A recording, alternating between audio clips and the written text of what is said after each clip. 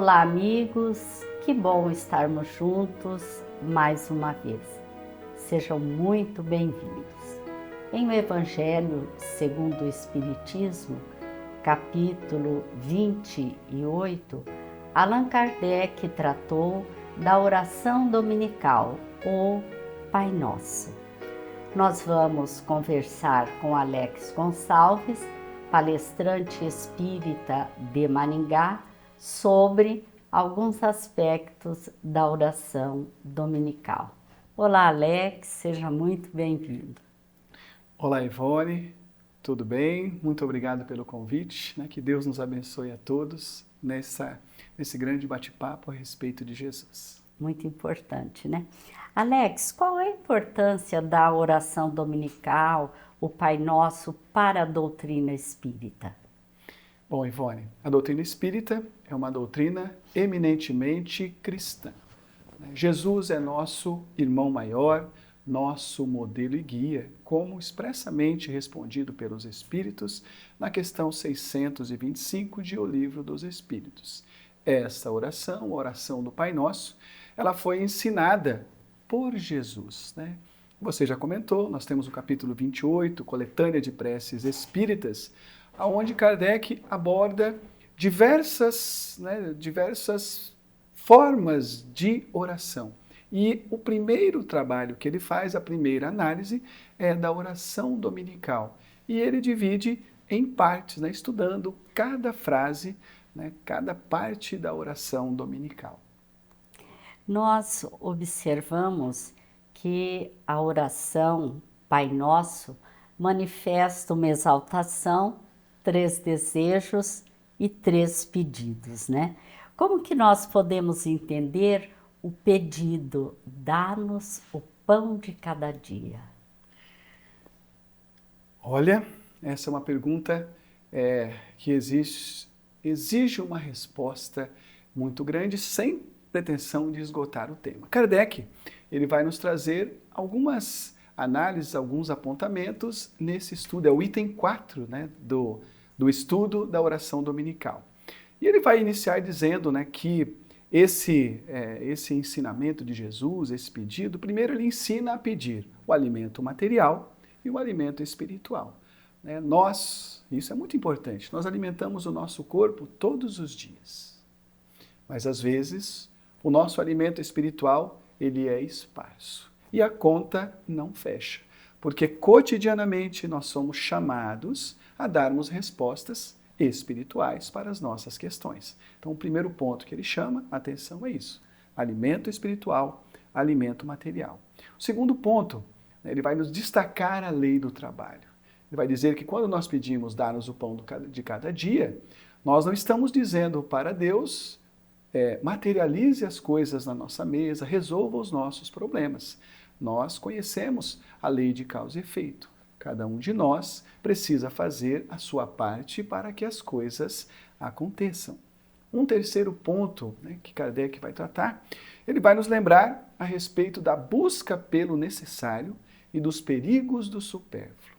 A doutrina espírita, ela não é contra nada, mas ela nos ensina que o supérfluo, muitas vezes, ele nos incita a determinados hábitos que nos prejudicam se nós não tomarmos cuidado. Um quarto ponto, ele suscita também uma análise imparcial das próprias condutas, porque o pão que nós recebemos é aquele que nós trabalhamos para que ele ocorra.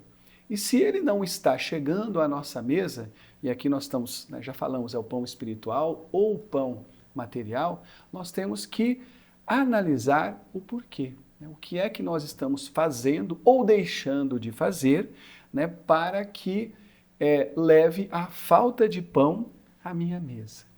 Um outro ponto muito importante, ele vai dizer, pedir forças para obedecer à lei do trabalho e a prudência para manter os frutos. Porque muitas vezes nós recebemos muitos frutos da vida, mas não sabemos trabalhar para que eles permaneçam conosco. Quantas dádivas nós recebemos, materiais e espirituais, conhecimentos, habilidades, né, qualidades que às vezes nós guardamos só para nós e não dividimos com o nosso próximo. Né? Kardec ainda vai nos dizer, né, que quando nós falamos em dar-nos o pão do cada dia, nós temos que lembrar da confiança que nós temos em Deus. Né? Quer dizer, se Deus nos der força para o trabalho, né, que assim seja. Mas muitas vezes, né, nós não conseguiremos receber ou conseguir o pão a muitos de nós que dependem de outras pessoas. E aí nós temos que confiar em Deus, né, de que Ele está nos oferecendo o melhor, né, para que aquilo, para o melhor possível. Né? E às vezes o nosso trabalho naquela vida é aprender a humildade, aprender que muitas vezes nós não conseguimos as coisas sozinhos, mas dependemos de alguém. Né? Dois pontos mais que nós gostaríamos de falar, que acho muito importante, Kardec vai nos dizer, né, que nós temos que pedir o livramento da inveja de quem tem mais e perdão pelos que se excedem. Que é algo que muitas vezes, né, nos aflige muito. Nós olhamos às vezes quem tem mais, geralmente nós olhamos quem tem mais do ponto de vista material e às vezes a inveja nos assola, mas nós, né, já vimos logo acima ele falando, cuidado com o supérfluo, ele é muito perigoso. Né? E perdão pelos que se excedem, e às vezes somos nós, né? Porque muitas vezes nós nos excedemos. E uma última coisa, né, já dizemos aqui, sem pretensão de esgotar, temos que ler Kardec, né, que é algo muito importante. Ele vai nos dizer nesse estudo que nós precisamos afastar a ideia de negarmos a justiça pela prosperidade do bom e pela prosperidade do mal e pela desgraça do bom, em termos gerais. Né? Às vezes alguém que não é uma pessoa muito boa, a vida lhe sorri. Né? E às vezes alguém que faz tudo certinho, parece que a vida insiste em castigá-lo. Kardec está falando, olha, entrega para Deus. Nós conhecemos quase nada de tudo, né? E Deus conhece tudo de tudo. Nós sabemos a respeito da reencarnação, da lei de causa e efeito, e sabemos que Deus nos oferece as mesmas oportunidades. Então, Kardec fez a mesma pergunta para os espíritos com relação à mediunidade. Por que a mediunidade é dada para pessoas que muitas vezes se utilizam mal dela?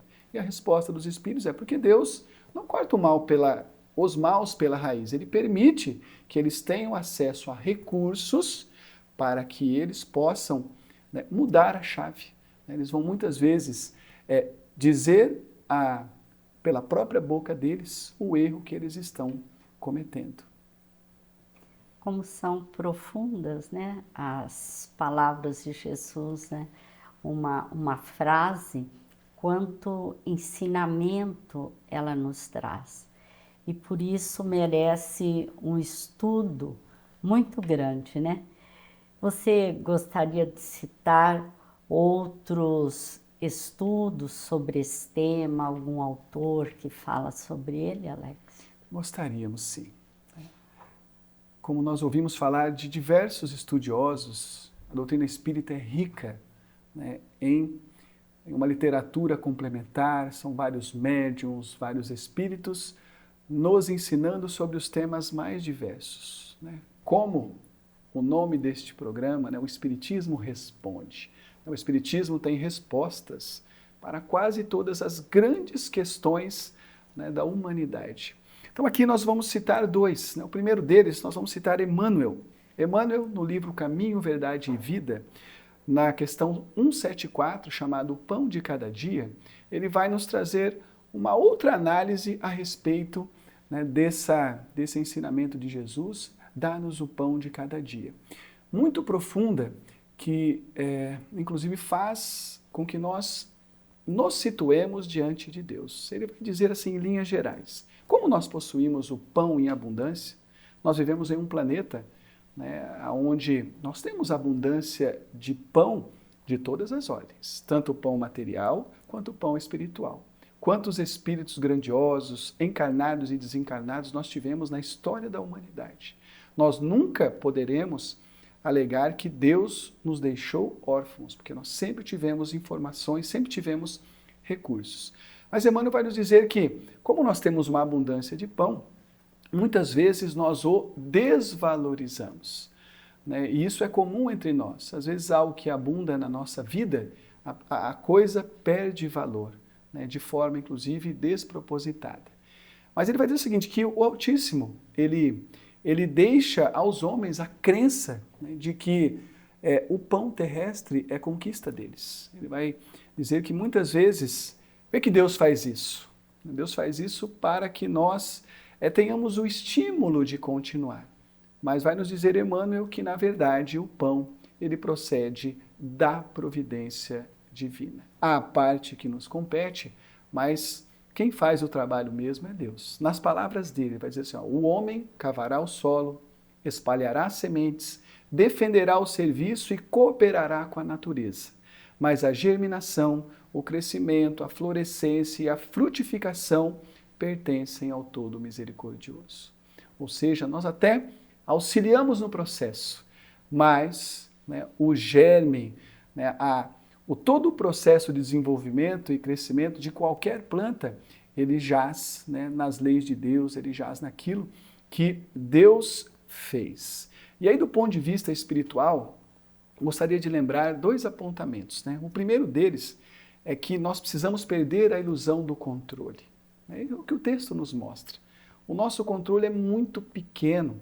Às vezes a gente acha que nós temos algum poder temporal e muitas vezes balizamos a nossa vida como se nós estivéssemos no controle. Mas quem está no controle é Deus. Há pouco tempo tivemos uma pandemia, né, que dizimou pessoas no mundo inteiro, de qualquer idade, em qualquer país, em qualquer condição social, né, um vírus microscópico, nos mostrando que a fragilidade, aquilo que nós já sabíamos, a fragilidade da nossa vida. Então nós precisamos perder a ilusão do controle. E um segundo ponto, nós também temos que nos desapegar dos resultados. Porque às vezes a gente trabalha para que uma coisa aconteça, né, e nós aprendemos no Buscar e Achareis que ela vai acontecer, mas muitas vezes ela não acontecerá no nosso tempo. Porque muita gente desiste no meio do caminho porque as coisas não aconteceram do jeito que ela achava que ia acontecer. Então, quando a gente se desapega do resultado, dos resultados, nós fazemos a nossa parte e deixamos que Deus faça a parte dele, porque Ele sabe muito mais do que nós. Joana de Ângeles, que escrevia através de Divaldo Franco, também nos traz assim contribuições importantíssimas, né? O que ela diz a respeito do tema, Alex? No livro Luz nas Trevas, né, psicografia de Divaldo, né, Espírito Joana de Ângeles, no capítulo 18, intitulado Não Somente, Joana de Ângeles vai trazer mais um tijolinho nessa construção, nos trazendo mais uma forma de olhar para esse texto, né? Já lembrando, né, como nós já falamos aqui, nenhum deles esgota o tema. Na verdade, o estudo dos temas evangélicos, eles têm que ser ampliativos.